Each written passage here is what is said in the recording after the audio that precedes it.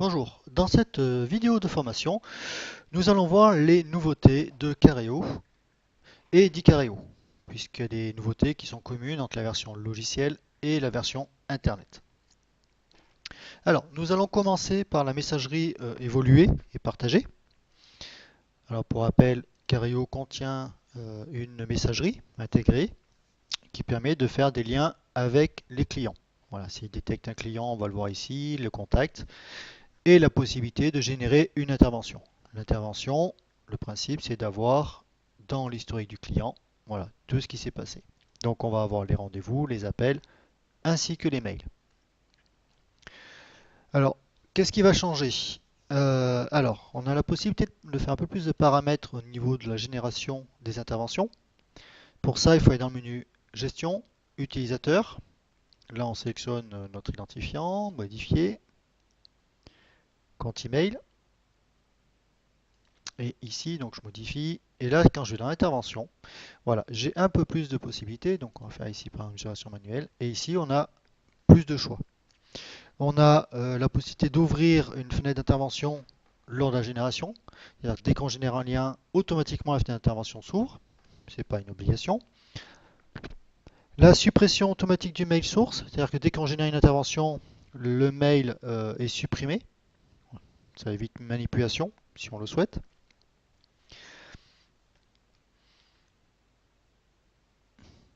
Voilà, donc ça c'est surtout les deux points qui permettent d'automatiser la messagerie et le lien avec les interventions.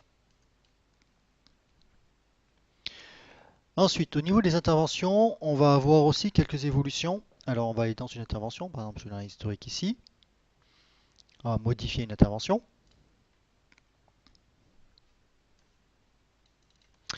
Et dans les documents, ici, voilà, on va avoir la possibilité d'avoir un filtre ici.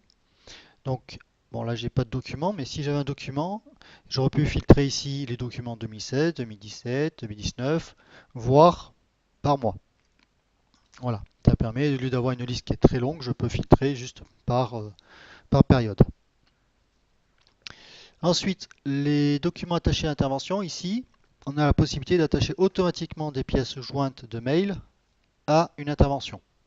Avant, c'était une opération manuelle, mais non, ça c'est en automatique.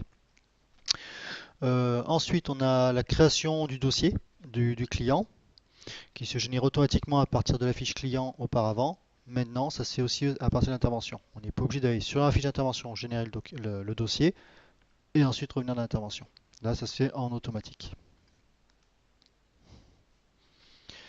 Alors, on peut aussi générer des dossiers types en fonction de la qualité des clients. Donc ça touche à la gestion de documents. Donc on va aller dans Fichier, Paramétrage de la base de données. Et ici, dans la qualité,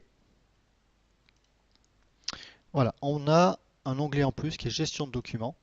Voilà, en fonction, par exemple pour les prospects, on peut créer des dossiers, pour les clients, des dossiers, etc. Puisque les dossiers peuvent être différents.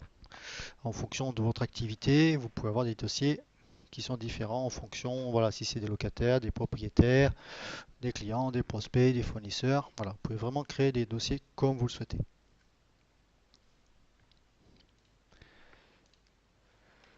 Alors, ensuite, on va passer au module de la gestion commerciale. Alors, c'est uniquement à partir de la version complète. On a la possibilité d'ajouter un échéancier sur une facture. Donc, pour ça, on va aller dans la partie commune. Donc ici, hein, relation, on va sélectionner une fiche, gestion commerciale, facture. Je vais créer une facture. Et là, on a un onglet échéancier. Voilà, on a la possibilité de dire, voilà, un échéancier à partir de telle date, tous les mois, tous les 6 mois, tout un an, nombre d'échéances. Donc par exemple, ici on va sélectionner tous les 2 mois, 6, aperçu. Voilà, bon là j'ai pas le montant de la facture. Sinon, voilà, j'aurais eu les échéances, les nombres de mois, les différents montants et les restants tendus. Donc automatiquement ça va apparaître. On a la possibilité de l'ajouter et dans un rapport. Alors pour ça, pour l'ajouter, on va le retrouver ici non, dans le menu fichier, paramétrage de la base de données, dans les options avancées. Ici, gestion commerciale.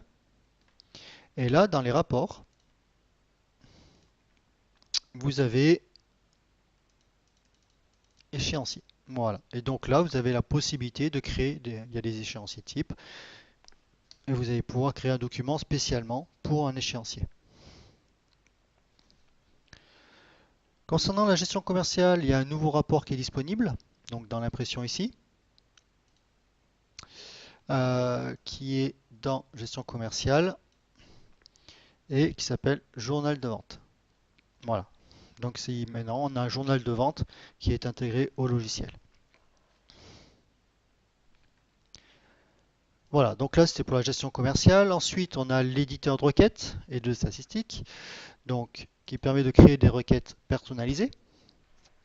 Alors ce que l'on peut faire dorénavant, on va pouvoir partager. On peut choisir au niveau du partage. C'est-à-dire qu'avant, quand on partageait une requête, c'est-à-dire quand on cliquait sur la colonne de partage, on pouvait partager pour tout le monde. C'est-à-dire que tout le monde pouvait voir la requête. Dorénavant, on peut créer une requête et la partager que à certaines personnes ou à un groupe ou plusieurs groupes de personnes, d'utilisateurs. Voilà, donc on peut faire des droits plus fins. Des champs dans les rubriques ont été rajoutés, notamment maintenant vous allez pouvoir rajouter, on a ajouté les interventions, dans les interventions les détails. Les détails personnalisés sont maintenant disponibles depuis l'éditeur de requête. Ici, détails personnalisés. Donc, comme on avait dans les fiches, dans les contacts, maintenant aussi, on a aussi les détails personnalisés des interventions. Dans l'éditeur de requête,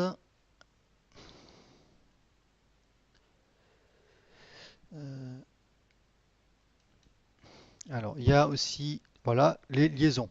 C'est-à-dire qu'à partir d'une requête, on a la possibilité de dire je sélectionne un groupe de clients, de fiches ou de contacts qui appartiennent à un groupe. C'est-à-dire par exemple je veux tous les clients qui ont été apportés par tel apporteur d'affaires.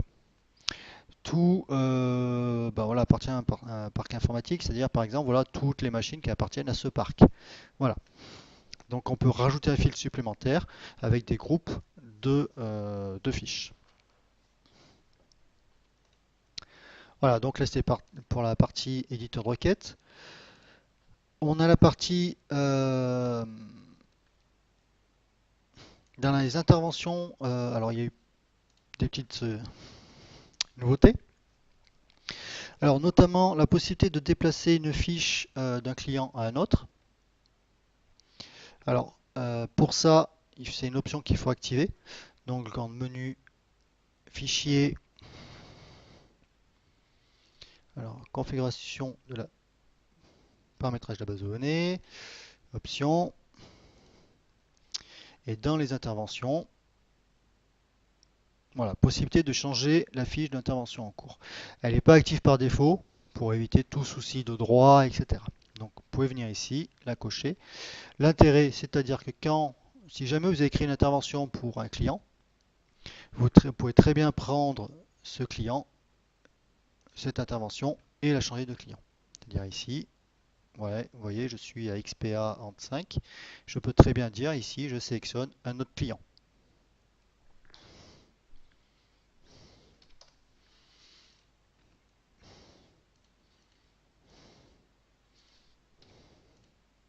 Voilà, je peux le passer en 24 par exemple, ici. Voilà, ça permet de passer d'une intervention, d'une fiche à une autre, si jamais il y a une erreur, si jamais il y a un changement, si jamais, voilà, il y a différentes possibilités. Alors ici, dans le cadre, alors effectivement la fenêtre d'intervention, elle a aussi évolué. Dans le cadre, on a des nouveautés, comme ajouter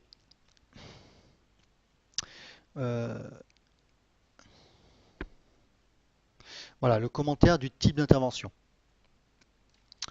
Le principe, c'est que quand, hop, modifier, voilà, en fonction du type d'intervention ici que vous sélectionnez, vous avez la possibilité de définir un texte. Par exemple, si vous voulez définir des étapes, étape 1, étape 2, étape 3, vous pouvez très bien dire étape 1, par exemple prospection, vous pouvez mettre un petit texte ici, explication. Étape 2, prise de rendez-vous, hop, un petit texte d'explication. Voilà. Ou vous pouvez mettre aussi des commentaires types, comme là. C'est-à-dire que voilà, vous pouvez dire, donc par exemple, ça peut être produit A, produit B, produit C, l'intérêt, et en fonction, on peut effacer. C'est-à-dire qu'on va créer un texte de commentaire prédéfini en fonction du type d'intervention. Donc c'est une aide à la saisie.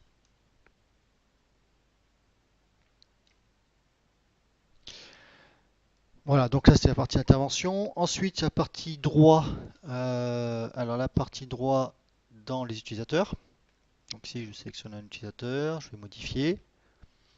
Et dans les droits, dans les départements, maintenant, on a la notion de pays. C'est vrai qu'avant, le département, c'était par rapport au code postal uniquement, mais en fonction si on est en multi international, il peut y avoir plusieurs pays. Donc maintenant, c'est géré.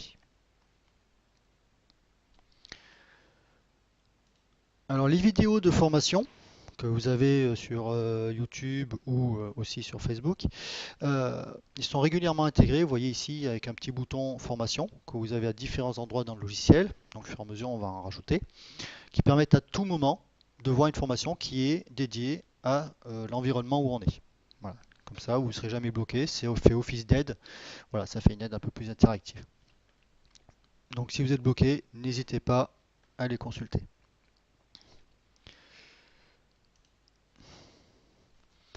Ensuite, donc dans la zone d'information qui est ici, qui correspond à ce qu'on a sélectionné en dessus, on va retrouver maintenant les détails des interventions.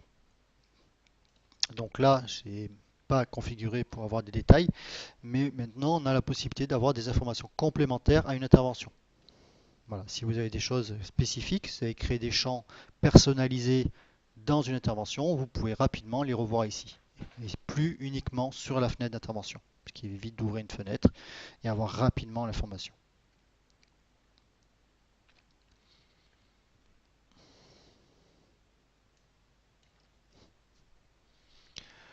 Alors je reviens sur la messagerie.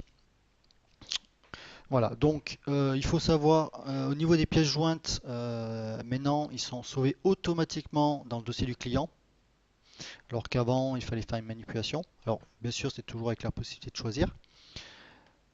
Et la gestion de la relève des IMAP, donc des mails en IMAP, donc il y a POP3 et IMAP, a été aussi complètement revue pour que ce soit plus rapide, voilà, et qui fonctionne beaucoup mieux aussi.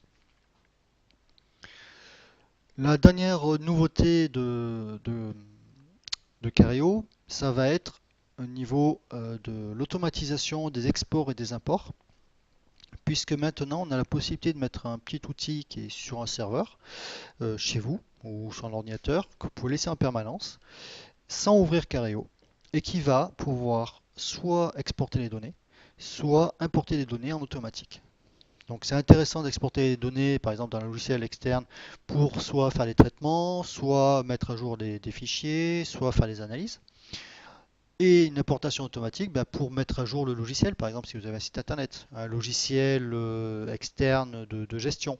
Voilà, vous pouvez très bien prendre les données et dans Careo, soit ajouter, soit modifier les informations. L'outil va se baser sur deux choses. Il va se baser sur ici l'importation personnalisée. C'est-à-dire qu'ici, vous allez pouvoir créer des profils et ces profils seront lus par cet outil qui sera extérieur. Alors dans l'outil ici, on a la possibilité, par exemple, voilà, vous voyez profil et la possibilité d'attacher un fichier. Donc ce sera le fichier qui sera automatiquement lu lors de l'importation. Dans le même principe, pour l'exportation, eh bien, on va utiliser ici l'éditeur de requêtes. Voilà. Et là, ici, on va pouvoir sélectionner et dire voilà, c'est cette requête-là que je vais utiliser pour extraire les données. Donc vous faites votre requête. Et ce que vous avez dans votre requête ici, donc là je vais y aller dans, par exemple là, lancer. Voilà. Donc ce contenu-là, on peut l'exporter en automatique dans un fichier qui sera lu par un logiciel externe. Donc vous pouvez choisir un chemin, même principe. Voilà, donc ça permet de vous faire encore plus de possibilités avec Cario. Voilà, donc cette présentation est terminée. Si vous avez des questions ou des suggestions sur les logiciels, que ce soit Cario ou Icario, n'hésitez pas. Et je vous souhaite une bonne journée.